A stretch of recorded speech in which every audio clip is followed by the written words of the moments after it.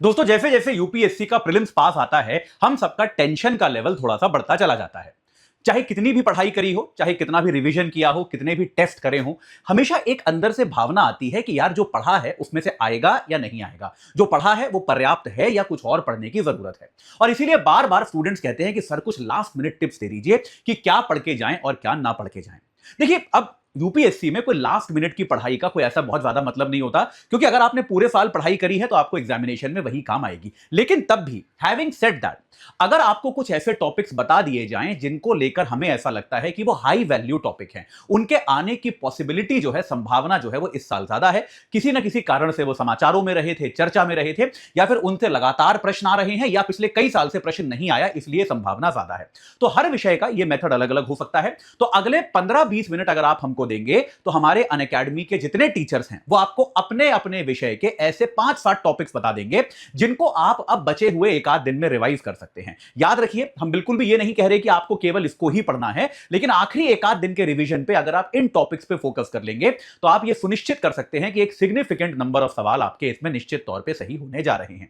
अपने दिमाग को ठंडा रखिए, रिलैक्स कीजिए और आप अपने जनरल रिवीजन में इन सभी टॉपिक्स को प्राथमिकता दीजिए। History, geography, polity, economics, environment, science and technology, सब कुछ इसमें कवर किया गया है। तो अब अगले 15-20 मिनट तक हमारे टीचर्स को सुनिए और जानने की कोशिश कीजिए कि वो कौन से टॉपिक्स हैं जिनके इस बार के प्रीलिम्स में आने की संभावना सबसे ज्यादा है, और ये आपके रिवीजन की प्राथमिकता होना चाहिए। दोस्तों यूपीएससी का प्रीलिम्स अब केवल कुछ समय दूर रह गया है, और ऐसे में आप सभी का जो तनाव का स्तर है, जो टेंशन का लेवल है, वो बहुत बढ़ रहा होगा। मैं इसको इमेजिन कर सकता हूं। मैं खुद एक अभ्यर्थी रहा हूं, तो मुझे पता है इस समय कैसा महसूस होता है।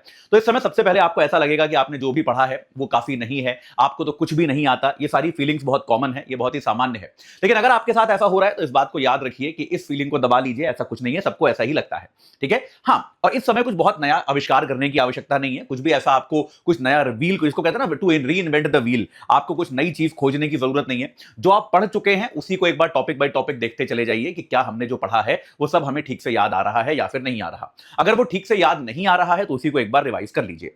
मैं आपको आज के सेशन में कुछ ऐसे 5-7 पॉइंट बताऊंगा, 5-7 टॉपिक बताऊंगा, जिसमें आप, जो मेरे ख्याल से इस बार प्रीलिम्स में आने की संभावना है। याद रखिए, यूपीएससी में कोई बहुत ज्यादा गेस कर पाना संभव नहीं होता, लेकिन तब भी, क्योंकि यार बहुत ही अनप्रेडिक्टेबल पेपर है, कहीं किसी बार किसी एक सेक्शन से कुछ भी नहीं आता और अगले साल सीधे 5 क्वेश्चन आ जाते हैं। तो यार जैसे आपने देखा होगा कि आपका फिस्कल डेफिसिट और रेवेन्यू डेफिसिट और आपका प्राइमरी डेफिसिट, इसकी कैलकुलेशन से पिछले साल एक साथ 2 मैथमेटिकल क्वेश्चंस आ गए, जबकि उसके पहले, मेरे ख्याल से उसके कुछ साल पहले तक एक भी सवाल नहीं आया था।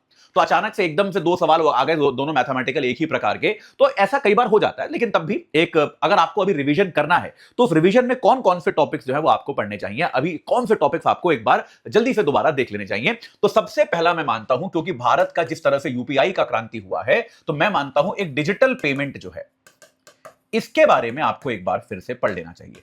पिछले साल भी बैंकिंग से बहुत क्वेश्चंस आए थे, डिजिटल पेमेंट आपका और अन्य जो आपके इंटरनेट बैंकिंग की सुविधाएं हैं। तो डिजिटल पेमेंट में आपका जो आपका नेट बैंकिंग है, यूपीआई एटसेट्रा जो है, इसके बारे में, इसकी पूरी टेक्नोलॉजी क्या है, इसमें जो है अलग अलग इंटरफेस क्या होते हैं, इसमें कौन कौन से देश शामिल हैं, कौन कौन से देशों के साथ इसमें हम अग्रीमेंट कर रहे हैं, और इसमें जो है भाई कौन सा स्तर किस तरह से पैसे कमाता है, ये जानना बहुत ज्यादा जरूरी है, ठीक है। ये आपका पहला पॉइंट हो गया। दूसरा पॉइंट मेरी नजर में हो गया आपके मौद्रिक नीति के टूल। ये तो मतलब क्लासिक क्वेश्चन है, मौद्रिक नीति के टूल आपके, उसमें आपके क्या क्या हो गए, आपके रेपो हो गए, है ना, आपका ओपन मार्केट ऑपरेशन हो गया, आपका एफएलआर वगैरह हो गया, आपका जो है इसमें एमएसएफ हो गया। तो ये सारे जो हैं, ये क्या हैं, इनका मतलब क्या है, कोई इनके नंबर रटने की आवश्यकता नहीं है कि इतने परसेंट से इतने परसेंट हुआ। रेपो बहुत न्यूज में रहा है पिछले दिनों, तो आप इन सब की परिभाषा कि इनका कॉन्सेप्ट क्या है, इनके बढ़ने से क्या बढ़ता है, मुद्रास्फीति पे किस तरह का असर पड़ता है, बस ये आपको ध्यान रखना है। इतनी सी बात है, बहुत ही सिंपल सी बात है, ठीक है। इसके अलावा सरकार का ये जो मौद्रिक नीति से जुड़ी हुई ही बात है, इन्फ्लेशन टारगेटिंग, क्योंकि सरकार ने इन्फ्लेशन टारगेट जो है वो रिवाइज किया है, दोबारा वही 5 साल के लिए बढ़ा दिया है। तो इन्फ्लेशन की टारगेटिंग कैसे होती है, कौन करता है, ये अपने आप में आपके लिए जानना बहुत ज्यादा जरूरी है, क्योंकि करंटली न्यूज में रहा है, ठीक है। अगला क्या है आपका, जिसको हम कह सकते हैं, वो है आपकी बड़ी बड़ी योजनाएं। देखिए, योजनाएं सरकार हजारों की संख्या में लाती है, लेकिन आपको सारी नहीं पढ़नी, सारी याद नहीं करनी। जो कुछ बड़ी योजनाएं हैं, जैसे मान लीजिए अगर आपका कोई नया इंफ्रास्ट्रक्चर कॉरिडोर आया, आपका कोई नया इंफ्रास्ट्रक्चर कॉरिडोर आया, आपका कोई नया हाईवे आया, ठीक है, आपका कोई नया रेलवे कॉरिडोर आया, इस तरह की चीजें, कोई नया एयर कॉरिडोर आया, इस तरह की चीजें जो है ये आपको पता होनी चाहिए, ये अक्सर पूछी जाती हैं। ठीक है, अगर आपने पहले पढ़ा है तो इसको रिवाइज कर लीजिए, पढ़ा ही नहीं है एक बार भी तो अब रट्टा मारने की जरूरत नहीं है, अब नहीं होगा। ठीक है, बहुत सीधी सीधी बात है, ये याद रखिए। आपकी योजनाओं में विकसित भारत, जो आपकी वीबी जी रामजी योजना है, जो आपकी मनरेगा को प्रतिस्थापित करने वाली है, वेरी इंपॉर्टेंट, इससे क्वेश्चन आने की संभावना बहुत ज्यादा है, इस बात को याद रखिए। इसके अलावा आपकी वित्तीय समावेशन के लिए अगर कोई भी ऐसी योजना है जो आपकी फाइनेंशियल इंक्लूजन के लिए लाई गई है, आपका वित्तीय समावेशन वगैरह के लिए कोई योजना लाई गई है, महिलाओं के लिए, किसानों के लिए कोई योजना लाई गई है, महिला किसान, तो ये सारी योजनाएं आपको याद करनी है। योजनाओं में याद रखिए कौन एलिजिबल है और कौन से मंत्रालय के अंतर्गत आता है, ये की क्वेश्चन है, इनको आपको याद रखना है, ये आपको पता होना ही चाहिए। ठीक है, इन योजनाओं में बजट की योजनाएं भी हो सकती हैं, जो वित्त मंत्री बजट में घोषित करती हैं। आमतौर पर बजट में जो स्कीम्स डिक्लेयर की जाती हैं वो ज्यादा इंपॉर्टेंट होती हैं, लेकिन उसके अलावा आप दूसरे सोर्सेज से भी इनको पढ़ने की कोशिश कर सकते हैं। ठीक है, ये बात क्लियर है। अच्छा, इस साल हुआ है युद्ध, तो युद्ध के कारण क्या हो गया है, हमारा आपका जो पेट्रोलियम प्राइसिंग और उर्वरक की प्राइसिंग, ये दोनों सेक्टर इंपॉर्टेंट हो गए हैं, है ना जी। इनकी सोर्सिंग कहां से होती है, इनका दाम कैसे तय होता है, ये सारा, इनकी जो पूरी लाइफ साइकिल है ये इंपॉर्टेंट हो गई है, इसको याद रखिएगा। आपका पेट्रोलियम पदार्थ जो है वो हम कहां से मंगाते हैं, कितना मंगाते हैं, उसके कारण हमारे आयात पर कितना बोझ पड़ता है, ये दोनों सेक्टर इस साल बहुत इंपॉर्टेंट है। आपका पेट्रोलियम हो गया, आपका फर्टिलाइजर हो गया, ये बात एकदम क्लियर है। ठीक है, आपके नए लेबर कोड्स जो हैं, आपके जो नए लेबर कोड्स हैं ये याद रखिएगा। कोई भी नए कानून आपके जिस तरीके के बनाए गए, आपके लेबर कोड्स इस बार बहुत ज्यादा जरूरी है, इस बात को याद रखिएगा। श्रम को लेकर कोई योजना, वीबी जी राम जी आपको पहले ही बता चुका, इस तरह की योजनाएं आपके लिए बहुत ज्यादा जरूरी है। जहां तक हम डेटा की बात करें तो फिर आपका जो हम क्या कह सकते हैं, आपका लेबर से जुड़ा हुआ ही आपका जो आपका लेबर फोर्स पार्टिसिपेशन रेट वगैरह जो होता है, ठीक है, या फिर महिला श्रम भागीदारी, ये आपकी कितनी ज्यादा है, ये आप याद रखिएगा। अभी एनएसएसओ का जो हाउस होल्ड सर्वे चल रहा है, एनएसएसओ का जो हाउस होल्ड कंजम्पशन सर्वे चल रहा है, उसका 80th राउंड का डेटा सामने आना शुरू हो गया है। उसका हाउस होल्ड कंजम्पशन सर्वे जो है उसका 80वें राउंड का रिजल्ट आ रहा है, तो उसको लेके मैंने कई सारी न्यूज आपको पढ़ाई है, तो ये चीज भी अगर आप याद रखेंगे, क्योंकि एकदम लेटेस्ट डेटा आ रहा है, तो ये लेटेस्ट डेटा अपने आप में जरूरी है। ये सर्वे होता कैसे है, एनएसएसओ कैसे काम करता है, क्या करता है, ये सारी चीजें जो है आप इसको समझ सकते हैं। ठीक है, इसके अलावा जीडीपी वगैरह में आपका जो बेस ईयर बदला है, आपका इन्फ्लेशन जीडीपी वगैरह का एक बोनस, हालांकि 5 ही करने थे लेकिन चलिए, तो आपका जीडीपी हो गया, आपका इन्फ्लेशन हो गया, इनके बेस ईयर बदले गए हैं, तो ये भी आपका इंपॉर्टेंट है, याद रखिएगा। कौन से इन्फ्लेशन का बेस ईयर बदला गया है, किस और इसका क्या प्रभाव पड़ेगा, इसका आमतौर पर थ्योरेटिकली क्या प्रभाव पड़ सकता है, और भाई जिसका नहीं बदला गया उसका क्यों नहीं बदला गया, ये बेस ईयर होता क्या है, इनको लेकर जो थ्योरी है ये आपको पता होना चाहिए। ठीक है, मेरे ख्याल से ये कुछ इंपॉर्टेंट टॉपिक्स हैं। ऑब्वियसली लिस्ट बहुत लंबी हो सकती है, लेकिन भाई आइडिया, अगर मैं सब कुछ ही इंपॉर्टेंट बता दूंगा तो इंपॉर्टेंट बताने का फायदा क्या रह गया। देखिए, जिसने पूरे साल पढ़ाई करी है उसको ज्यादा स्ट्रेस लेने की जरूरत नहीं है। जो केवल 1 दिन 2 दिन के रिवीजन के आधार पर तैयारी कर रहा है उसको भी स्ट्रेस लेने की जरूरत नहीं है, क्योंकि उससे कुछ नहीं होने वाला। याद रखिए, कॉन्फिडेंस के साथ अच्छे से दिमाग को शांत करके जो पेपर आता है उसको सॉल्व कीजिए। आपको जितना आता है आप उतना करके आएंगे। अगर आपने कायदे से पढ़ाई करी है, लेक्चर्स को फॉलो किया है, सब कुछ किया है, तो आप निश्चित तौर पे बहुत अच्छा परफॉर्मेंस कर पाएंगे। इन टॉपिक्स को लेकिन एक बार आप लोग जरूर देख लीजिए। तो अब हम बात करने वाले हैं हिस्ट्री में से कहां से आपके यूपीएससी प्रीलिम्स 2026 से क्वेश्चंस बनने वाले हैं, भले वो एंशिएंट हो, मिडिवल हो, मॉडर्न हो, सबकी बात करेंगे अपन। बस 1 मिनट मेरी बात समझ लो, बस 1 मिनट, नहीं तो सब इधर उधर हो जाएगा। ठीक है, देखो 16 से 20 क्वेश्चन जो यूपीएससी हिस्ट्री में पूछता है, आपका हिस्ट्री और आर्ट एंड कल्चर को मिला के, मैं ऐसा क्लेम नहीं कर रहा हूं कि जो मैं आपको टॉपिक्स आज बताने वाला हूं मोस्ट इंपोर्टेंट, वो पूरे 16 से 20 क्वेश्चन उन्हीं टॉपिक से आएंगे। प्रैक्टिकली वो पॉसिबल नहीं है। केवल एक ही तरीके से वो संभव है कि मैं आपको पूरी वो लिस्ट बता दूं जो यूपीएससी पूछेगा, कि मैं आपको सब कुछ पढ़ने को बोल दूं, है ना। अब वो तो 3-4 दिन का एग्जाम का समय बचा है, तो वो उसके लिए तो आप इस वीडियो को देख नहीं रहे हो। तो मैं आपको सारे टॉपिक सजेस्ट नहीं कर रहा, लेकिन ऐसे टॉपिक सजेस्ट कर रहा हूं कि भाई आप रिवीजन करो, तो इन पे थोड़ा ज्यादा ध्यान देना। अगर पॉसिबल है तो सब कुछ पढ़ लो, लेकिन अभी 3-4 दिन बचे हैं तो इन पे ज्यादा ध्यान देना। इनको जब पढ़ने बैठो तो थोड़ा डेप्थ में जाके पढ़ लेना। यह बात आपको समझ में आना चाहिए। तो देखने की कोशिश करते हैं कि प्राचीन भारत के इतिहास से कौन कौन से क्वेश्चंस पूछे जा सकते हैं, और ऐसे टॉपिक जो महत्वपूर्ण भी हैं और रिवीजन के लिए उतने कठिन भी नहीं है। तो एक हो गया सिंधु घाटी सभ्यता का समाज, धर्म और अर्थव्यवस्था। सिंधु घाटी सभ्यता के समाज की विशेषताएं, वो लोग मटेरियलिस्टिक सोचते थे या भौतिकवादी नहीं थे। सिंधु घाटी सभ्यता का जो धर्म था, क्या वहां पे बड़े बड़े टेम्पल्स होते थे, बड़े बड़े मंदिर होते थे, या धर्म जो होता था वो निजी जीवन का हिस्सा होता था और पब्लिक प्लेसेस पे धर्म इतना ज्यादा नहीं होता था। उसी प्रकार से अर्थव्यवस्था के बारे में, और उसी प्रकार से सिंधु घाटी सभ्यता की सील्स के बारे में।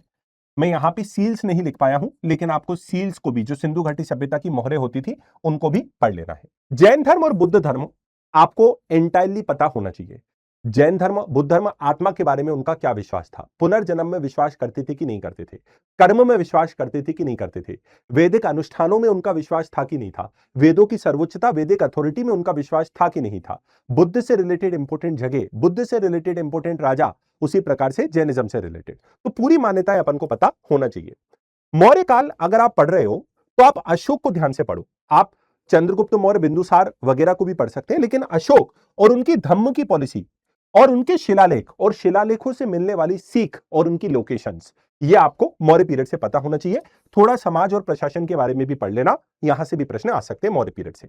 अब देखो, मैं सब कुछ नहीं बता रहा आपको, मैं चाहता तो अभी लास्ट टाइम पे आपका पूरा वैदिक काल भी जोड़ देता, है ना, उपनिषद भी जोड़ देता, हो सकता है वहां से प्रश्न आ जाए, लेकिन अभी 3-4 दिन बचे हैं। हाई फोकस अपन को इन टॉपिक्स पे रखना है, बाकी आप पढ़ पाओ तो अच्छी बात है, ये तो अपन को पढ़ने ही पढ़ने हैं। मौर्योत्तर काल में भी बहुत सारी डायनेस्टी है, मैं आपसे कह रहा हूं कि 2 अच्छे से पढ़ लो, थोड़ा सा सातवाना पढ़ लो, कुषाण पढ़ लो। अब है तो इंडो ग्रीक्स भी, है ना, है तो वहां पे शक भी, है तो पार्थियन भी, है तो शुंग भी, है तो कणव भी। मैं कह रहा हूं आपसे कि थोड़ा सा सातवानास को अच्छे से पढ़ लो, कुशानास को अच्छे से पढ़ लो। संगम काल पढ़ना बहुत इंपॉर्टेंट है, यूपीएससी प्रश्न पूछ रहा है। चोल चेरा पांड्या के बारे में आपको पढ़ना है, इनका समाज यानी कि सोसाइटी, इनका रिलीजन, इनकी अर्थव्यवस्था, इनकी राजनीतिक इतिहास, है ना, जैसे यूपीएससी पूछता आ रहा है समाज से रिलेटेड क्वेश्चन संगम पीरियड से, है ना। जैसे कि एक बार पूछा गया कि भाई साहब जो संगम पीरियड था उसके पोर्ट यानी कि बंदरगाह पूछ लिया था आपसे, मुजरिस, टोंडी, ये जो होते थे बंदरगाह होते थे, फोमफुर जो होता था वो बंदरगाह होता था, पोर्ट होता था, है ना। कभी सिंधु घाटी, कभी संगम पीरियड की सोसाइटी के बारे में प्रश्न पूछ लिया आपसे, तो ये आपको पता होना चाहिए। थोड़ा सा साहित्य टेक्निकल है, लेकिन इसको भी पढ़ लेना, और गुप्त काल का आपको अध्ययन करना है। बहुत सारे टॉपिक्स मैंने आपको बताए हैं, तो बहुत सारे नहीं भी बताए हैं लास्ट समय के रिवीजन पे, आप इनको ध्यान देना।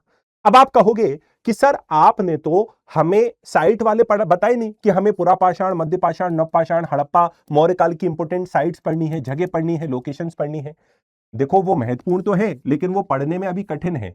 जो फैक्चुअल जानकारी है वो आपको थोड़ी तकलीफ दे सकती है। अगर आप रिवाइज कर पाओ तो ठीक है, नहीं रिवाइज कर पा रहे हो तो पहले वाले रिवाइज करो। ये अपने नेचर में बहुत ही तथ्यात्मक है ना, भूलने की संभावना यहाँ पे ज्यादा क्रिएट हो सकती है। ठीक है, तो आप पढ़ पाओ तो ठीक है, लेकिन पिछले वाले तो आपको पढ़ने ही पढ़ने हैं। जैन और बुद्ध धर्म का साहित्य, एक बार आप रीडिंग जरूर लगा लो साहित्य की, है ना, क्योंकि साहित्य से रिलेटेड काफी सारे क्वेश्चन यूपीएससी पूछता है। मैं मानता हूं थोड़ा सा यहाँ पे फैक्चुअल हो जाता है, लेकिन एक बार इसका आप अध्ययन कर लेना। तो ये थी प्राचीन भारत के इतिहास की कहानी।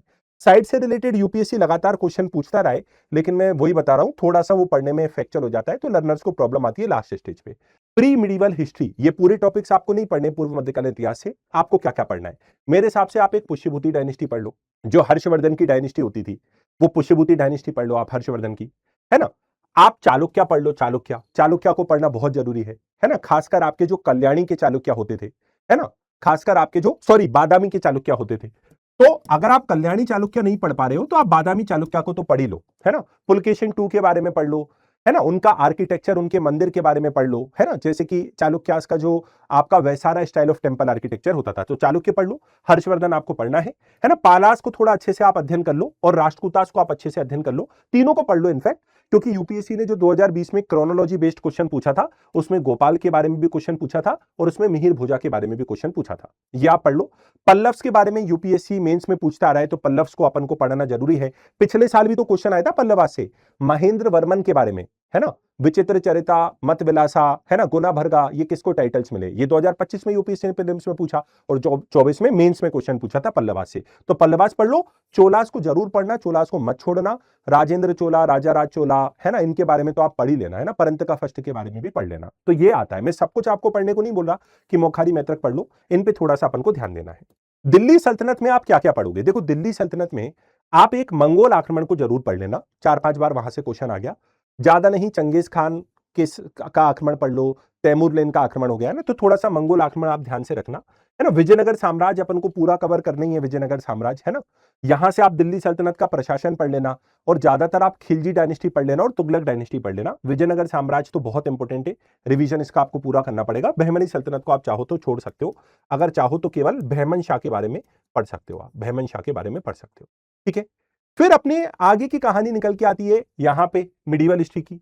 तो मिडिवल हिस्ट्री में थोड़ा सा आप अकबर के बारे में जो है अध्ययन कर लेना, है ना। बैटल ऑफ हल्दी घाटी हुआ, या अकबर के समय जो मनसबदारी सिस्टम चला, है ना, मनसबदारी सिस्टम हो गया आपका, जागीरदारी सिस्टम हो गया, है ना, जमींदारी सिस्टम हो गया, इनसे लास्ट में क्वेश्चन पूछे गए हैं। इबादत खाना हो गया, दीन इलाही हो गया, है ना। तो अकबर के बारे में थोड़ा सा आप ज्यादा ध्यान देना, और एडमिनिस्ट्रेटिव पॉलिसी यानी कि प्रशासनिक, इसको आप पढ़ लेना। ठीक है। भक्ति और सूफी मूवमेंट में ये पूरे टॉपिक इंपॉर्टेंट है आपके। अगर पॉसिबल है तो रामानुज, माधवाचार्य, वल्लभाचार्य, रामानंद, कबीर, रैदास, मीराबाई के बारे में पढ़ लेना। मैंने अभी कुछ दिन पहले इनके बारे में मैराथन भी ली थी, इनको थोड़ा सा आपको याद रखना है। अद्वैतवाद का सिद्धांत क्या होता था, निर्गुण भक्ति क्या थी, सगुण भक्ति क्या थी, किसने कहा आत्मा परमात्मा एक है, किसने कहा आत्मा परमात्मा अलग अलग है, रामानुज ने कौन से तरीके से मोक्ष प्राप्ति की बात करी, शंकराचार्य ने कौन से तरीके से मोक्ष प्राप्ति की बात करी, प्रेम भक्ति का किसने वो करा, ग्रंथावली किसने लिखी थी, है ना, बीजक किसने लिखी थी, है ना, कौन जो होते थे वो श्लोक मतलब एक प्रकार से दोहों में अपने ज्ञान को देते थे, है ना, इस प्रकार की चीजें आप याद रखना, है ना। लिटरेचर भी खासकर भक्ति मूवमेंट का ज्यादा इंपॉर्टेंट हो जाता है। ठीक है, ये हो गया। अब मॉडर्न हिस्ट्री में मित्रों ये टॉपिक्स अपने थोड़े इंपॉर्टेंट है। मॉडर्न हिस्ट्री बहुत कॉम्प्रिहेंसिव है, इन टॉपिक्स को आप थोड़ा ध्यान से पढ़ना।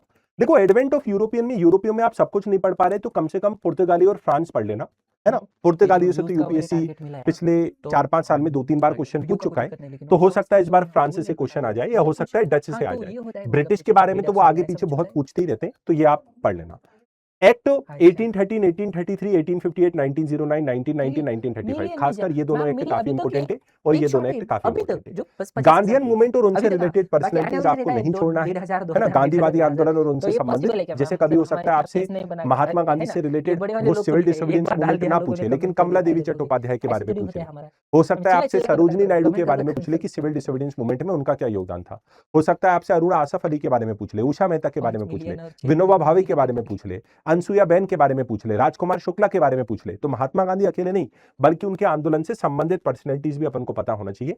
Economic impact of British rule एक फेवरेट टॉपिक रहा है यूपीएससी का, है ना। और बंदोबस्त जो होते थे आपके परमानेंट सेटलमेंट, रैयतवाड़ी, महलवाड़ी, वो आपको देखना है। मुझे लगता है कि 1940 से लेकर 1947, और ये गांधीयन मूवमेंट जब मैं बात कर रहा हूं तो अकेला मैं सिविल डिसोबीडियंस बात नहीं कर रहा, मैं सब बात कर रहा हूं। मैं सिविल डिसोबीडियंस, असहयोग आंदोलन, भारत छोड़ो आंदोलन, है ना, चंपारण सत्याग्रह, अहमदाबाद मिल स्ट्राइक, है ना, खेड़ा सत्याग्रह, उन सब की बात कर रहा हूं। 1940 से लेकर 1947 मुझे लगता है कि बहुत इंपॉर्टेंट एरिया है। यहाँ पे जो आपका अगस्त अवार्ड नहीं, अगस्त ऑफर आया था, है ना, अगस्त प्रस्ताव आया था, अगस्त ऑफर नहीं आया था, अगस्त प्रस्ताव, अगस्त एक प्रकार से ऑफर आया था आपका, अवार्ड नहीं आया था। फिर उसके खिलाफ इंडिविजुअल सत्याग्रह हुई, Cripps mission, Quit India movement, TR formula, Desai Liaquat pact, ये क्यों आए थे? ताकि कांग्रेस और मुस्लिम लीग के बीच में आपस में जो विवाद है उसको सुलझाया जा सके। कैबिनेट मिशन प्लान 1946 का पढ़ना है अपन को, एटली डिक्लेरेशन और माउंटबेटन प्लान, है ना, भारतीय राष्ट्रीय सेना पे जो मुकदमा चलाया गया और नौसेना ने जो विद्रोह किया, ये मॉडर्न हिस्ट्री के आपके होते हैं। मित्रों, हम शॉर्ट तरीके से इसको समझने की कोशिश कर रहे थे। आप लोगों को पता है कि कॉम्प्रिहेंसिवली मैराथन्स वगैरह में सारी चीजें अपन ने पढ़ी ही है ना, भले वो एंशिएंट हिस्ट्री हो, मिडिवल हिस्ट्री हो, पूरी कॉम्प्रिहेंसिव मैराथन अपन ने ली है। और मॉडर्न में मैंने पीवाईक्यू सेशन आप लोग, मतलब मैंने प्रैक्टिस सेशन आप लोगों के लिए लिया है। ये टॉपिक्स को पढ़ो, और बाकी के सब्जेक्ट्स की भी आपको एजुकेटर ने स्ट्रेटेजी बताई ही है। मैं आशा करता हूं कि आपका यूपीएससी का प्रीलिम्स का एग्जाम बहुत अच्छा जाएगा। अगर आपने पूरी मेहनत की है तो पूरे कॉन्फिडेंस आप रखो, अच्छा जाएगा। जो 24 तारीख को आपका एग्जाम हो रहा है उसमें आप अपने आप को काम रखो, सारी चीजें अच्छी होंगी। और मैं आपसे फिर एनालिसिस सेशन में तो जुड़ूंगा ही सही। Let's crack UPSC CSC Hindi channel पे। अब आप अगले विषय की तरफ जा सकते। तो पूरा का पूरा हम लोगों ने रिवीजन कर लिया है, आपने भी कर लिया है, लास्ट के 2-3 डेज बचे हैं, और इसमें आप जल्दी जल्दी सभी टॉपिक्स को देखोगे। कोशिश ये करोगे कि सभी टॉपिक्स जीएस के जो अब तक आपने पढ़े हैं उसको एक बार तो मैं देख लूं। अब इसमें आर्ट एंड कल्चर के वो ऐसे कौन से टॉपिक हैं जिनको आपको इस बचे हुए सबसे इंपॉर्टेंट महत्वपूर्ण टाइम में आपको देखना है, वो मैं आपको जल्दी से बता देती हूँ, जहां से हर बार आप देखोगे ऑन एन एवरेज हर बार यहाँ से क्वेश्चन है। तो एक बड़ा सा टॉपिक ये है जो है उसका, ये है आपका आर्किटेक्चर। ये जो आर्किटेक्चर एंड स्कल्पचर जो ये आपका जो ये टॉपिक है, यहाँ से आप देखोगे तो कभी कभी बहुत यूनिक क्वेश्चन भी कभी कभी पूछ लिया जाता है, और कभी कभी बहुत ही कॉमन। जैसे आपने 2025 में देखा कि आपने वहाँ की जो ब्रॉन्ज जो मॉडल है, ये कांसे की मूर्ति, वो आप लोगों से पूछ लिया गया। तो लेकिन कभी कभी ऐसा भी पूछा जाता है जैसे जिसको आपने सुना नहीं है, तो इसमें मैंने ये पूरा का पूरा करा रखा है आपको, और उसको बस आपको फास्ट फॉरवर्ड में 2x स्पीड में आपको रिवाइज कर जाना है। तो पहले नंबर पे आप जो करेंगे वो करेंगे आर्किटेक्चर एंड स्कल्पचर, यानी जो है स्थापत्य कला या मूर्ति कला। दूसरे नंबर पर जो आपको बहुत ही ध्यान से करना है, क्योंकि इसमें आपको थोड़ी प्रॉब्लम भी आती है। आर्किटेक्चर एक आसान सब्जेक्ट है, और इसमें थोड़ा-सा बस क्या तो प्लेसेस का ध्यान दीजिए, मंदिरों का नाम ध्यान दीजिए या फिर जो आर्किटेक्चरल स्टाइल है उस पर थोड़ा-सा फ़ोकस करना है, ये आपको याद हो जाता है। आर्किटेक्चर इतना मुश्किल नहीं है।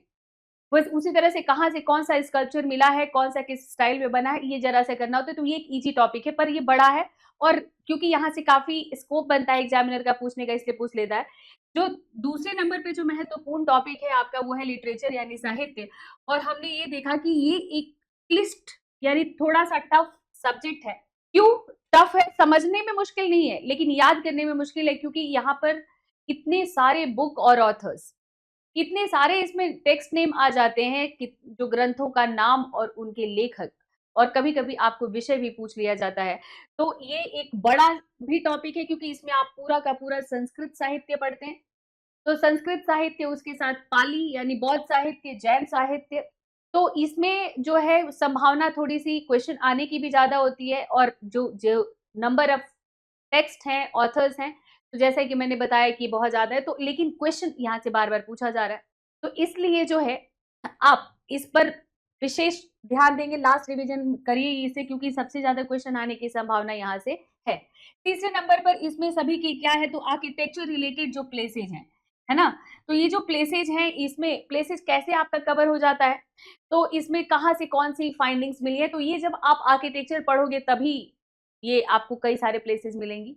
तो उस समय उन प्लेसेस पर भी फोकस रखिए, जब भी आर्किटेक्चर रिवाइज करेंगे तो उसमें जितने भी इस तरह के स्थान, चाहे मठ स्थान हो, मंदिर स्थान हो, स्तूप स्थान हो, जितने भी इस तरह के साइट्स मिलते हैं उन साइट्स पर फोकस करते हुए आपको चलना है क्योंकि साइट्स बार-बार पूछी जाती हैं, कहाँ से रॉक एडिक्ट मिला है, कहाँ से पिलर एडिक्ट मिला है, कौन सा अशोकन एडिक्ट कहाँ पर है। तो ये सब जब आप रिवाइज करेंगे तभी आप लोगों से पूछ लिया जाएगा। जैसे मौर्य कला पढ़ाऊँगी उसमें भी आप लोगों को पूछा जाता है। तो कहने का मतलब कि आपको जो है प्लेसेस पर विशेष फोकस रखना है किसी भी टॉपिक को रिवाइज करते हुए जब प्लेसेस या पर्सन नेम आता है तो प्लेसेस रहता है आपका।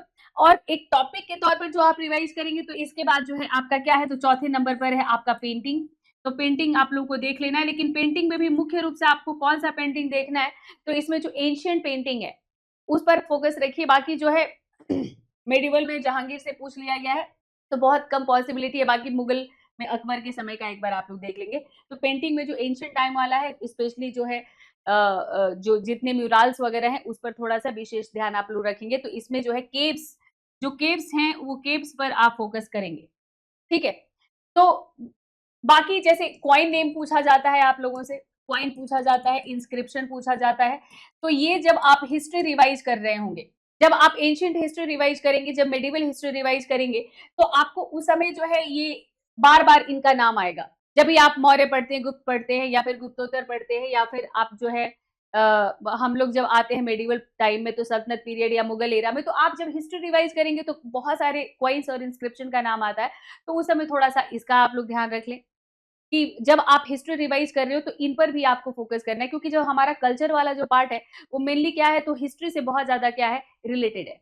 इसके साथ करंट में आप लोग देख लेना तो जो है करंट में जो टॉपिक है यूनेस्को है ना, तो इस बार यूनेस्को में कौन से इसके अमूर्त विरासत में शामिल किया गया है और कौन सा आपका जो है मूर्त विरासत यानी हेरिटेज साइट में। तो इस बार जो शिवाजी के 12 किले हैं तो उनके बारे में मैंने पढ़ा रखा है, आप थोड़ा सा उस पर जानकारी रखिए। और अमूर्त विरासत में जो दिवाली को शामिल किया गया है तो दिवाली पे क्या यूनिक पूछा जा सकता है, तो मेरा एक शॉर्ट होगा, उस शॉर्ट को आप रिवाइज कर लेंगे तो दिवाली किस किस घर में क्यों मनाई जाती है तो वो जो है आपसे पूछा जाता है। इसके अलावा मेले त्योहार वगैरह जो ये सारी चीजें हैं वो आपको करंट अफेयर आप लोग रिवाइज कर ही रहे होंगे, करंट अफेयर में जो है वही आप लोगों से पूछा जाएगा।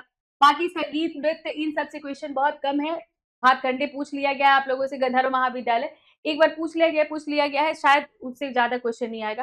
तो लास्ट का जो रिवीजन का आप लोगों का जो एरिया मैं आप लोगों को बता रही हूँ आप इसी को करना, इसको इतना कर लोगे तो आपको कई सारे क्वेश्चन यहाँ से निश्चित तौर पर मिल जाएंगे।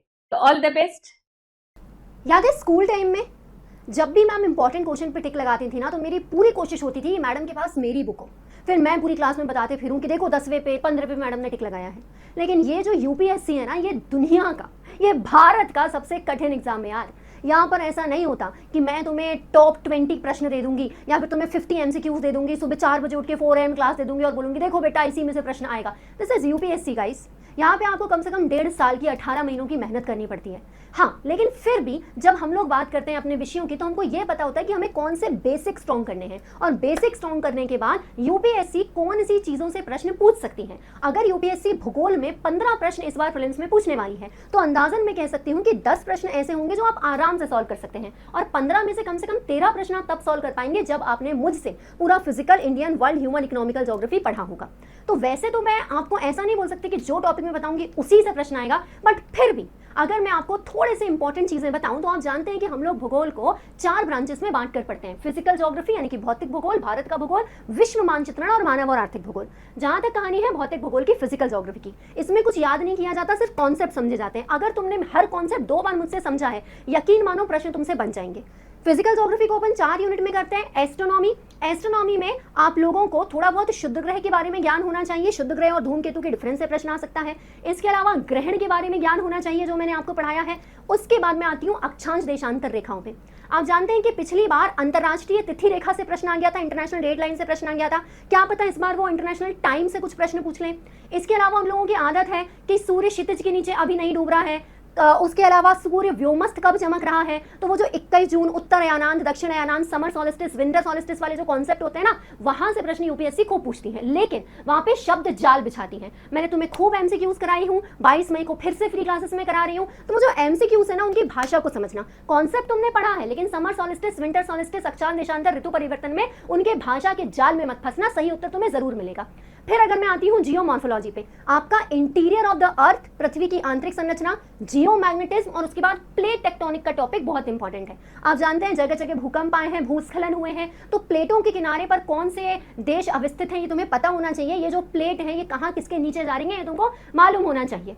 इसके बाद अगर मैं तुम्हें बताऊं क्लाइमेटोलॉजी के बारे में, तो क्लाइमेटोलॉजी में 2024 में और 2025 में लगातार प्रश्न पूछे गए हैं, वो भी बहुत घुमा फिरा कर। कोरियोलिस बल से भी प्रश्न पूछा जा रहा है, जलवाष्प से भी, धूलकण से भी, और सीधे एनसीईआरटी की लाइनों से प्रश्न पूछा जा रहा है। तो क्लाइमेटोलॉजी में तुम्हारा बेसिक समझना बहुत जरूरी है। यूपीएससी क्या करेगी, जो बेसिक्स होते हैं ना उनमें शब्द जाल बिछाएगी, और जो एडवांस टॉपिक है ना वहां से सरल प्रश्न पूछेगी, जैसे जेट स्ट्रीम से या पोलार वर्टिक्स से या चक्रवात से आसान प्रश्न पूछेगी, लेकिन जो बेसिक्स है ना वहां तुम्हारे लिए शब्द जाल बिछाएगी। ओशनोग्राफी में कोई इतना इंपॉर्टेंट टॉपिक है नहीं, सुनामी बाढ़ अभी इतनी है नहीं, लेकिन फिर भी कई बार क्या होता है, हम जो सोचते हैं यूपीएससी उसका उल्टा करती है। तो हो सकता है वो महासागरीय धाराओं की मैपिंग से प्रश्न पूछ ले या फिर ज्वार भाटे से भी प्रश्न पूछ ले। फिर मैं बात करती हूँ इंडियन ज्योग्राफी की। तुम्हें मालूम है कि इंडियन ज्योग्राफी में सिंधु घाटी समझौता सस्पेंड हुआ। तुम्हें मालूम है कि शाक्सगम घाटी जो है वो काफी न्यूज में आई। तो मैंने आपको भारत के पड़ोसी देश के नाम से अलग से वीडियो दी है, इंडियन ज्योग्राफी में सबसे पहले वही पढ़ाती हूँ। तो पूरा जो हमारे भारत का मैप है ना उसको बहुत अच्छे से रिवाइज करके चले जाइए। दूसरी बात, सर क्रीक खूब न्यूज में रहा, तो सर क्रीक वाला क्षेत्र, उसके आसपास की पूरी मैपिंग, जम्मू कश्मीर, लद्दाख का क्षेत्र कितना न्यूज में रहा है वो पूरा पढ़ के जाना। इसके अलावा हमारी जो नदियां हैं उनमें श्योक नदी, जितनी भी सिंधु की सहायक नदियां हैं वो सारी अच्छे से कवर करके जाना, और जो छोटी छोटी नदियां मैंने तुम्हें न्यूज में बताई हैं वो भी कवर करके जाइए। फिर मैं आपको बताती हूँ विश्व मानचित्रण। विश्व मानचित्रण में मैंने तुम्हें बारंबार बेसिक्स तो मजबूत करवाया, उसके बाद प्लेसेस से न्यूज कराई हैं, उन्हें करना। हाँ, लेकिन एक बात कह देती हूँ, फिजिकल ज्योग्राफी के कॉन्सेप्ट मजबूत है, तुम कर लोगे, इंडियन ज्योग्राफी कर लोगे। अगर वर्ल्ड मैपिंग में भगवान ना करे कोई ऐसा प्रश्न आ गया जिसमें कोई ऐसी जगह लिख के दे दी जिसके बारे में तुमने नहीं सुना, घबराना मत, घबराना मत। अगर 15-16 प्रश्न आ रहे हैं, तुमसे 1-2 नहीं बन रहे, तो बाकी जो 13-14 प्रश्न है उनको बर्बाद नहीं करना है। जैसे वेस्ट एशिया है, ईरान है, इजराइल है, लेबनान है, इनसे प्रश्न आने की संभावना है और तुमसे बनेगा भी। पर मान लो वर्ल्ड मैपिंग में एक आदि कोई हवा में उड़ता हुआ शब्द आ जाए तो डरना नहीं है, घबराना नहीं है। ह्यूमन एंड इकोनॉमिक ज्योग्राफी, आप जानते हैं ह्यूमन ज्योग्राफी से कुल प्रजनन दर से प्रश्न आया था, फिर से रिपोर्ट आई है कि भारत की कुल प्रजनन दर जो है वो कम हो रही है, प्रश्न आ सकता है। इकोनॉमिक ज्योग्राफी, दुनिया के पेट्रोलियम क्षेत्रों से जरूर प्रश्न आने की संभावना है। आप जानते हैं कि हॉर्मुज की खाड़ी से में जो है वो इतना विवाद क्यों मचा, पेट्रोलियम की वजह से। पेट्रोल पंप के बाहर लाइनें लग गई। तो आपको जो पूरा वेस्ट एशिया है, जो पश्चिमी एशिया है, उसका मैप एक बार और रिवाइज करना है। सो गाइस, मैं अपूर्वा राजपूत आपसे सिर्फ इतना ही कह सकती हूँ, और ये कह सकती हूँ कि शांत रहो, लंबी सांस लो। मैं जानती हूँ कि ये परीक्षा आपके लिए आपकी जिंदगी से बढ़कर है, लेकिन ये एक परीक्षा है। जैसे 10वीं 12वीं के एग्जाम दिए थे वैसे ही इसे पूरे फोकस, पूरी शांति के साथ दो। एक एक प्रश्न को समय देना और आराम से OMR शीट पर टिक करना, ठीक है। All the very best. मैं आपके साथ हूँ, अनअकैडमी टीम आपके साथ है, आपका भगवान आपके साथ है। हेलो एवरीवन, अब हम बात करते हैं इंडियन पॉलिटी एंड कॉन्स्टिट्यूशन के बारे में। हालांकि अभी आपके एग्जाम के चंद दिन बचे हुए हैं, 2-3 दिन आपके सामने केवल बचे हुए हैं। इन्हीं में आपको चीज़ों को समराइज करना है, इन्हीं में आपको चीज़ों को रैपअप करना है। अब ये समय नहीं है कि इस समय पर आप सारे विषयों को पूरा डिटेल में एंड सब पढ़ें। अब इस समय पर आके आपको फिल्टर आउट करना होता है चीज़ों को कि कौन सी चीज़ें आपके लिए इंपॉर्टेंट हैं, किन चीज़ों को आपको प्रायोरिटी देनी है। तो मैं अपने सब्जेक्ट पॉलिटी एंड जो कॉन्स्टिट्यूशन है, इसमें हमारा जो करंट अफेयर बेस्ड और पूरे 30 साल या फिर 15 साल के इंटेंस पीवाईक्यू एनालिसिस के बेसिस पर मैं आपको बता रहा हूं कि जब आप प्रायोरिटी देंगे इस समय पर अपने टॉपिक को रिवाइज करने के लिए, तो आपको किन किन चीज़ों पर ध्यान देना है, किन किन चीज़ों को आपको ज़्यादा प्रायोरिटी देनी है रिवीजन के लिए, क्योंकि कम समय है, कम समय आपको एक सब्जेक्ट को देना है, तो आपको ज़्यादा फोकस किन चीज़ों पर करना है। मैं ये नहीं कहूँगा कि आप बाकी चीज़ों को छोड़ें, यस आप बाकी चीज़ों को प्रायोरिटाइज करें बाद के लिए, इन चीज़ों को आप पहले प्रायोरिटाइज करें। तो ये किस बेसिस पर है, पूरे पीवाईक्यू को देखने के बाद आपने पीवाईक्यू सॉल्व किए होंगे, आपको चीज़ समझ में आ जाएगी आराम से, और उसके साथ साथ जो करंट अफेयर का बेस है उस पर चीज़ों को यहाँ पर एनालिसिस करा जा रहा है कि भैया यहाँ से क्वेश्चंस आने की संभावनाएं ज़्यादा हैं। तो बिना देरी किए हुए मैं ये टॉप 5 सब्जेक्ट है इनके बारे में आपको बताना चाहूंगा। सबसे पहले हम शुरुआत करेंगे जो पहला टॉपिक है हमारे की टर्म्स के बारे में। समटाइम्स हम यहाँ पर गलती कर देते हैं, अगर आप लोगों ने पीवाईक्यू में देखा होगा तो वो टर्म्स पूछ लेता है, और ये इजी से टर्म्स होते हैं जो कि एनसीईआरटी बेस्ड होते हैं। आपने पीवाईक्यू में देखा होगा उसने स्टेट से क्वेश्चन पूछा हुआ है कई बार, उसने कॉन्स्टिट्यूशनलिज्म से क्वेश्चन पूछा है कई बार, और इस बार जो कॉन्स्टिट्यूशनलिज्म है वो न्यूज में भी है, डिजिटल कॉन्स्टिट्यूशनलिज्म आप लोगों ने न्यूज में पूछा होगा, और वो 3 से 4 बार ऑलरेडी कॉन्स्टिट्यूशनलिज्म इस टर्म से क्वेश्चन पूछ चुका है, तो इसलिए हमारे लिए इंपॉर्टेंट हो जाता है। लिबर्टी से उसने 2 से 3 बार क्वेश्चन पूछा है, नेगेटिव लिबर्टी क्या है, पॉजिटिव लिबर्टी क्या है, लॉ और लिबर्टी के बीच में रिलेशंस क्या है, उसने वहां से क्वेश्चन पूछा है, तो ये चीजें भी इंपॉर्टेंट हो जाती है, और करंट सिनेरियो जो चल रहा है उसके अकॉर्डिंगली भी ये चीजें इंपॉर्टेंट हो जाती हैं। स्टेट दोनों तरीके से, आर्टिकल 12 में क्या आता है, कौन कौन स्टेट के अंदर आएगा, और जो कॉन्सेप्ट है हमारे 4 जो कंपोनेंट होते हैं स्टेट के, उन सब चीजों को आपको ध्यान में रखना है। इक्वलिटी, इक्विटी, यानी कि बाकी ऐसे कुछ इंपॉर्टेंट की टर्म्स होते हैं वो आपको पता होने चाहिए, तो उनको एक बार आप जरूर से रिवाइज कर लेना ध्यान से, सो दैट यहां से क्वेश्चन आए तो आपसे गलत ना हो। सेकंड जो टॉपिक है हमारा, ये इनमें से आप इस कॉम्बिनेशन को देखेंगे, मेजर पार्ट यहीं से कवर होता है, यहां से और पार्लियामेंट से। अगर आपने पीवाईक्यू का एनालिसिस करा होगा, अगर आपने करंट अफेयर देखे होंगे, तो आप पाएंगे कि यहीं से जो क्वेश्चन है क्वेश्चन को पूछा जा रहा है। फंडामेंटल राइट, डीपीएसपी और फंडामेंटल ड्यूटी, इन तीनों को मैंने साथ में इसलिए लिखा है बिकॉज यहां से कोरिलेट करके मिक्स करके क्वेश्चन बनता है। कई बार आपने 25 में देखा हो, 24 में देखा हो, या फिर कभी भी देखा हो, आपने पीवाईक्यू को देखा होगा, तो यहां से आप आराम से चीजों को कर पाएंगे। अब इन तीनों चीजों में, फंडामेंटल राइट, डीपीएसपी और फंडामेंटल ड्यूटी, इनमें आपको क्या क्या पढ़ना है, तो इंपॉर्टेंट आर्टिकल्स हैं उनको आपको सबसे पहले कवर कर लेना है, चाहे मैं फंडामेंटल राइट के बारे में बात करूं चाहे ड्यूटी के बारे में बात करूं। जैसे फंडामेंटल राइट में आप आर्टिकल 14, 15, 16, 17, 18, इसके बाद आप 19 और 21, 23 और 24 और 32, वहां से क्वेश्चन ज्यादा पूछे जाते हैं रिपीटेडली, तो वो इंपॉर्टेंट आर्टिकल। जब मैं डीपीएसपी के आर्टिकल के बारे में बात करूंगा तो 37, 39, इन सबकी एबीसी, 40, 43, इन सबकी एबीसी, 48, ऐसे जो इंपॉर्टेंट आर्टिकल्स हैं उनको आप लोग पढ़ेंगे। कौन से कॉन्स्टिट्यूशन अमेंडमेंट के साथ ऐड हुए वो भी आपको साथ में शामिल करके रखना है। और फंडामेंटल ड्यूटी की तो पूरी लिस्ट आपने एबीसी वाली जो ट्रिक देखी होगी मेरी, उससे आप उसको रिवाइज कर सकते हैं।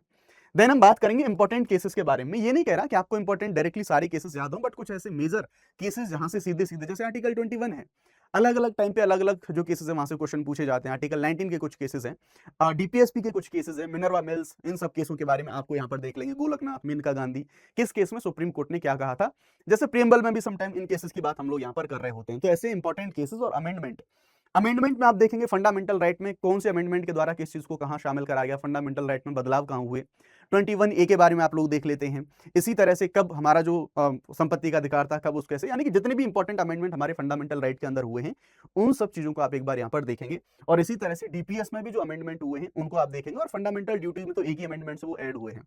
डीपीएस में अमेंडमेंट है वो इंपॉर्टेंट हो जाते हैं बिकॉज वहां पर एक कंफ्यूजन वाला एरिया बन जाता है।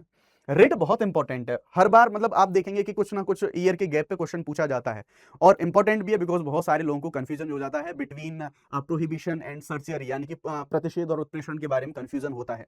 तो आपको पता होना चाहिए सभी रेट के बारे में, रेट क्या होती है, मतलब कौन सी रेट का नाम है, उसका मतलब क्या है, उसके फीचर क्या है, किसके लिए जारी करी जाती है, किसके लिए जारी नहीं करी जाती है। मैंने इसके ऊपर एक वीडियो बना के रखा है, छोटा सा 10 मिनट का वीडियो है, याद कर लेना, आराम से हो जाएगा। फिर इन सब के बीच में रिलेशंस आपको पता होना चाहिए, क्योंकि रिलेशन से यूपीएससी ने क्वेश्चन पूछे, अगर आप लोगों ने पीवाईक्यू देखा होगा। जैसे फंडामेंटल राइट और डीपीएसपी के बीच में रिलेशन, टकराव होगा तो क्या होगा, किस कोर्ट केस में क्या बोला गया यहाँ पे। और फिर हम देखेंगे फंडामेंटल राइट, जैसे कब कौन सा फंडामेंटल राइट डीपीएसपी, फिर कब फंडामेंटल राइट फंडामेंटल ड्यूटी से उसमें शामिल कर दिया गया।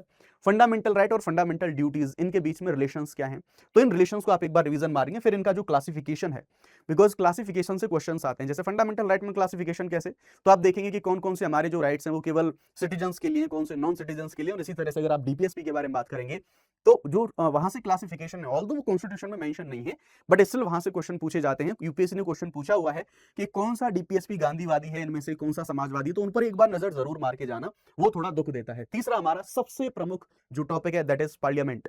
पार्लियामेंट से क्वेश्चन भर भर के आते हैं, हमेशा आते हैं, हर साल आता है क्वेश्चन और इस बार भी आएगा, क्योंकि ये टॉपिक ही ऐसा है, न्यूज में इतना ज्यादा रहता है। अब मैं आपसे कहूंगा कि आप पार्लियामेंट को पूरा कवर करना, क्योंकि सबसे इंपॉर्टेंट पूरा जो टॉपिक है, चैप्टर है हमारा, यही है इंडियन पॉलिटी एंड कॉन्स्टिट्यूशन के अंदर। बट अगर आपको इसमें प्रायोरिटाइज करनी पड़ जाए चीजें, तो आप क्या करेंगे? सबसे पहले आप स्ट्रक्चर देखेंगे, लोकसभा राज्यसभा इनके स्ट्रक्चर क्या है, मेंबर क्या है, कैसे इलेक्शन होता है, किस कानून के द्वारा क्या बदलाव, उन सब चीजों को। सबसे प्रमुख जिनमें से एक है, क्योंकि आरपीए आज के समय पर बहुत ज्यादा इंपॉर्टेंट है, आरपीए से यूपीएससी का जो लगाव है वो बढ़ता जा रहा है। तो आप यहां पर एक बार ये देखेंगे, इनमें से हम समझेंगे कि क्वालिफिकेशंस क्या हैं, डिस्क्वालिफिकेशंस क्या हैं, कॉन्स्टिट्यूशन की क्वालिफिकेशन क्या है, आरपीए के तहत क्वालिफिकेशंस क्या है, फिर आप एडीएल एंटी डिफेक्शन लॉ उसको भी बाद में आके चल के देख रहे होंगे। तो इन सबको कंबाइन करके पढ़ेंगे, मेंबर्स की क्वालिफिकेशन क्या होती है। और जैसे 2025 में भी यूपीएससी ने क्वेश्चन पूछा था कि किस क्वालिफिकेशन और डिस्क्वालिफिकेशन के मामले में कौन डिसीजन लेता है, उन सब चीजों को कवर करके आप पढ़ेंगे।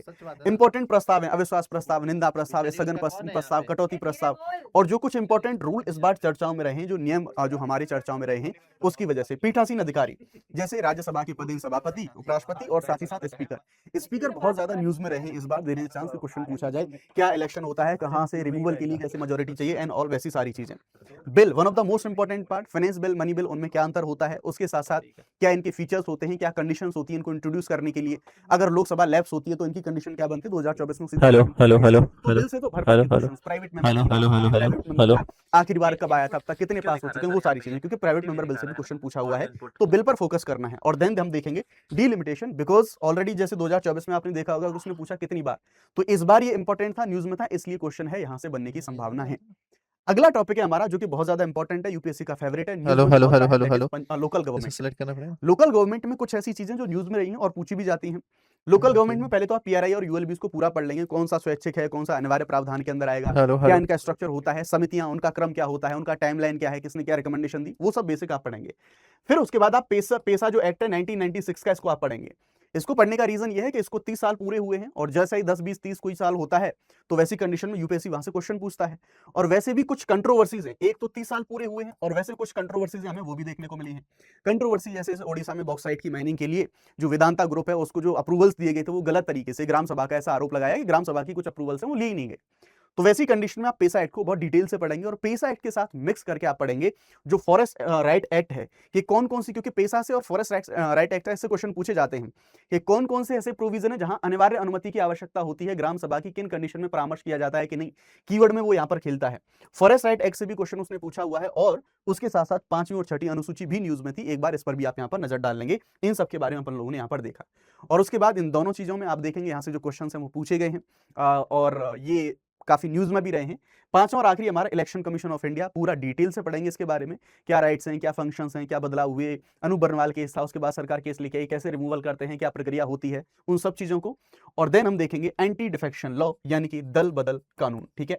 इन सबको आप देखेंगे, क्योंकि चड्डा साहब की वजह से काफी ज्यादा न्यूज में ये आ गया था, तो अच्छे से देखना कि क्या कोर्ट केस हैं, क्या इनको क्या फीचर होते हैं, क्या कॉन्स्टिट्यूशन में क्या इस कानून में जो अमेंडमेंट है वो अमेंडमेंट हुए हैं, और ये सब चीजों को आपको यहाँ पर देखना है। तो बाकी को आप पढ़ें भले ही, लेकिन टॉप 5 अगर टॉपिक मुझे निकालने हो पॉलिटी में, तो मैं इनको प्रायोरिटाइज करूंगा based on PYQ and current affair. Hopefully आपने तैयारी बहुत अच्छे से करी होगी, and I am damn sure कि आप लोगों की प्रिपरेशन साल भर की जो है वो इस दिन काम आएगी। तो आपसे मिलते हैं एग्जाम के बाद। Thank you very much, best of luck to everyone, thank you very much. 24 का एग्जाम है, तो एग्जाम के पहले अगर मैं आपसे टॉप 10 मोस्ट इंपॉर्टेंट टॉपिक्स की बात करूं, तो 10 ऐसे टॉपिक्स हैं जो आपको छोड़ने नहीं है। जैसे सबसे पहला टॉपिक मैं स्पेस टेक का उठाऊंगा, क्योंकि साइंस टेक में टॉपिक्स बिखरे हुए हैं अलग अलग टेक्नोलॉजी के हिसाब से। स्पेस टेक में गगनयान मिशन और उससे जुड़ी हुई जो एडवांस टेक्नोलॉजीज हैं, जितने भी इनोवेशंस हैं, या जितने भी अभी आपको परीक्षण देखने को मिल रहे हैं, जैसे RLV-TD का परीक्षण किया गया, reusable launch vehicle test demonstration, इसको जरूर से देख करके जाना। इसके अलावा स्पेस से जुड़े हुए जो स्पेडेक्स मिशन है वो भी गगनयान का पार्ट है, उनको देख करके जाना। तो अभी के समय जो हॉट केक है वो है गगनयान, और गगनयान से जुड़े हुए अन्य टॉपिक्स। दूसरा मैं आऊंगा डिफेंस टेक्नोलॉजी पर। तो डिफेंस टेक में जो हमारे लेटेस्ट मिसाइल है, जैसे ब्रह्मोस 2 का हम निर्माण कर रहे हैं, अभी हाल ही में आपने देखा कि डिफेंस टेक इसलिए भी महत्वपूर्ण हो जाता है क्योंकि दुनिया भर में इजराइल, ईरान, रशिया, यूक्रेन, इन सबके वॉर के बीच में जो सबसे ज्यादा आधुनिक तकनीक बनकर के उभरी है वो है ड्रोन्स। तो मिसाइल्स में मिसाइल डिफेंस प्रणाली और ड्रोन्स के नाम, ड्रोन्स की तकनीक किस प्रकार के हो सकते हैं, कौन मंडराने वाले हैं, कौन से स्वार्म वाले हैं। यूपीएससी के अगर आप पिछले प्रश्नों को देखोगे तो स्वार्म से रिलेटेड क्वेश्चन उन्होंने पूछा हुआ है। इसी तरह से एक और टॉपिक मैं कहूंगा एनर्जी क्षेत्र से जुड़ा हुआ, hydrogen energy, fuel cell technology, जो बैटरीज होती है जो हमारे रोजमर्रा के उपकरणों में उपयोग होती है, जैसे अभी तक यूज हो रही थी लिथियम आयन बैटरी, तो लिथियम हमारे पास भंडारण कम है, तो हम सोडियम आयन बैटरीज का उपयोग कर सकते हैं। हो सकता है कोई सवाल इस पर आ जाए। इसी तरह से आप देखोगे बायोटेक में कार टी सेल थेरेपी, क्योंकि इस बार कैंसर से जुड़े हुए शोध को नोबेल पुरस्कार भी मिला है। तो नोबेल पुरस्कार तो देखो भूलना मत बिल्कुल भी, देख लेना 3-4 तरह की शोध हैं जो महत्वपूर्ण है और विज्ञान से जुड़ती हैं, और इसमें कैंसर से जुड़े हुए इलाज, तो stem cell therapy, car T cell therapy जो कि आपकी प्रतिरक्षा प्रणाली से संबंधित होती है, इस पर सवाल बन सकता है। इसके अलावा जो अगला टॉपिक है वो आप देखकर जाना, क्रिटिकल मिनरल्स और रेयर अर्थ एलिमेंट्स, क्योंकि आज के समय जिसके पास मिनरल्स है, रिसोर्सेस है, वो टेक्नोलॉजी में भी आगे आपको दिखेगा। तो इस समय चाइना और यूएसए, इन दोनों के पास बहुत सारे मिनरल्स और रिसोर्सेस हैं। तो भारत को कौन कौन से मिनरल्स की आवश्यकता है, इसे हम क्रिटिकल मिनरल रिसोर्सेस रूप में देखते हैं, इनको जरूर से देख करके जाना। इसके अलावा देख लेना पानी की शुद्धता से जुड़ी हुई कुछ तकनीकें हैं, जैसे रिवर्स ऑस्मोसिस, जिसे हम आरओ टेक्नोलॉजी कहते हैं। इसके अलावा संचार में अगर आप देखोगे तो आर्टिफिशियल इंटेलिजेंस, क्वांटम टेक्नोलॉजी और 5G के बाद अब 6G टेक्नोलॉजी। तो जैसे 4G पर सवाल पूछे गए हैं, तो 6G पर याद रखना कि इसको क्या कहते हैं, कितनी फ्रीक्वेंसी पर काम करती है, भारत कब तक रोल आउट करने वाला है। क्वांटम टेक्नोलॉजी में चूंकि नोबेल पुरस्कार अक्सर मिलते रहते हैं, तो भारत में क्वांटम चिप्स कौन कौन सी बनाई जा रही हैं, जैसे भारत का क्वांटम मिशन था, नेशनल क्वांटम मिशन, उससे जुड़े हुए कोई सवाल बन सकते हैं। इसके अलावा बायो मटेरियल्स और एनवायरमेंट से जुड़े हुए जो पॉल्यूटेंट्स हैं, उनको एक बार देख लेना। तो ये जरूरी टॉपिक्स है जिनको अगर आप एक बार देख करके जाओगे तो संभावना बहुत है कि अगर कोई सवाल बनता है तो इनसे निकले। अदरवाइज ऐसा सवाल जो किसी को भी नहीं आ रहा है, आपको भी नहीं आ रहा है, तो बेहतर होगा कि उसको मार्क मत करना, छोड़ देना, ताकि आप नेगेटिव मार्किंग से बच सको। तो आई होप कि ये टेक्नोलॉजीज आपके लिए हेल्पफुल रहेंगी, इनको पढ़ो और 24 तारीख के बाद बताओ कि एग्जाम कैसा रहा। All the best everyone, let's crack it. अगर मैं बात करूं एनवायरनमेंट की, तो एनवायरनमेंट में वो कौन से टॉपिक है जो आपको एंड मूवमेंट पे अवश्य करके जाने हैं। सबसे पहले आता है बेसिक एनवायरनमेंट टर्म्स या बेसिक इकोलॉजिकल टर्म्स। यहां बात करूंगा इकोलॉजिकल हैबिटाट की, इकोलॉजिकल नीश की, इकोटोन क्या होता है, बायोलॉजिकल कैपेसिटी क्या होता है, प्लैनेटरी बाउंड्रीज क्या होता है। तो जो बेसिक इकोलॉजी की टर्म्स है वो आप अवश्य देख के जाए। दूसरा कि पिछले 1 साल से जो प्रजातियां क्या है न्यूज में है, यहां मैं बात करूंगा फ्लोरा की और फाउना की, मतलब आपको पादप भी पढ़ के जाने हैं और आपको क्या पढ़ के जाने हैं, जीव भी पढ़ के जाने हैं। और इसके अंदर भी अगर मैं बात करूं, वैसे जीव जो स्थानिक है अर्थात एंडेमिक है, जो सिर्फ और सिर्फ भारत के अंदर पाए जाते हैं, उसको आप अवश्य देखिए जाएगा, चाहे वो अपना एशियाटिक शेर हो, ठीक है, इंडियन वाइल्ड आइस हो, लायन टेल मका हो, क्योंकि यूपीएससी जो स्थानिक है उस पर लगातार क्या करता रहता है, क्वेश्चन पूछता रहता है। फिर आते हैं इंटरनेशनल कन्वेंशंस की, यहां हम बात करेंगे क्लाइमेट चेंज की, बायोडायवर्सिटी की, और हम बात करेंगे किसकी, हमारे डेजर्टिफिकेशन की। तो अगर कोई कन्वेंशन क्लाइमेट चेंज के रिगार्डिंग है, बायोडायवर्सिटी के रिगार्डिंग है, ठीक है, डेजर्टिफिकेशन के रिगार्डिंग है, तो आपको अवश्य करके जाना है। और इसके साथ आपको थोड़ा तड़का डालना है किसका, नेशनल लॉज का, जैसे wild life protection act 1972, environment protection act 1986, biodiversity act 2002। तो इंटरनेशनल कन्वेंशन और उनको जो लागू कर रहा है भारत देश के अंदर, वो खुद के नेशनल लॉज, वो आपको देख के जाने हैं। नेक्स्ट आता है हमारा प्रोटेक्टेड एरिया। प्रोटेक्टेड एरियाज के अंदर नेशनल पार्क हो गए, है ना, वाइल्ड लाइफ सेंचुरी होगी, बायोस्फीयर रिजर्व हो गया, इनको आपको 360 डिग्री में पढ़ना है। 360 डिग्री मतलब क्या, आपको देखना है वहां पे कौन सी वेजिटेशन पाया जाता है, कौन सा क्लाइमेट पाया जाता है, कौन सी रिवर पाई जाती है, क्योंकि क्वेश्चन आया था जैसे कि निम्नलिखित में से कौन से नेशनल पार्क में चारों तरह का क्लाइमेट पाया जाता है, जैसे ट्रॉपिकल एवरग्रीन फॉरेस्ट भी पाया जाता हो, डेसिडियस भी पाया जाता हो, टेम्परेट अर्थात शीतोष्ण भी पाया जाता हो, और अल्पाइन भी पाया जाता हो, जिसका आंसर नाम दफा नेशनल पार्क था। तो ऐसे मतलब आप नेशनल पार्क को पढ़ोगे तो उसको कंप्लीट पढ़ के जाओ। एट लास्ट आपको रिन्यूएबल एनर्जी के कुछ सोर्सेज देखे जाने हैं, क्योंकि अभी आपको पता है कि देश के अंदर क्रूड ऑयल, कच्चे तेल का क्या हो गया था, किल्लत हो गई थी। उससे प्रॉब्लम क्या हुआ था कि बोला गया कि पीएनजी की तरफ शिफ्ट हो, एलएनजी की तरफ शिफ्ट हो। तो रिन्यूएबल एनर्जीज, नवीनतम ऊर्जा के स्रोत, चाहे वो ग्रीन हाइड्रोजन हो, चाहे नेचुरल गैस हो, चाहे जियोथर्मल एनर्जी हो, उसको आपको अच्छे से देख के जाना है।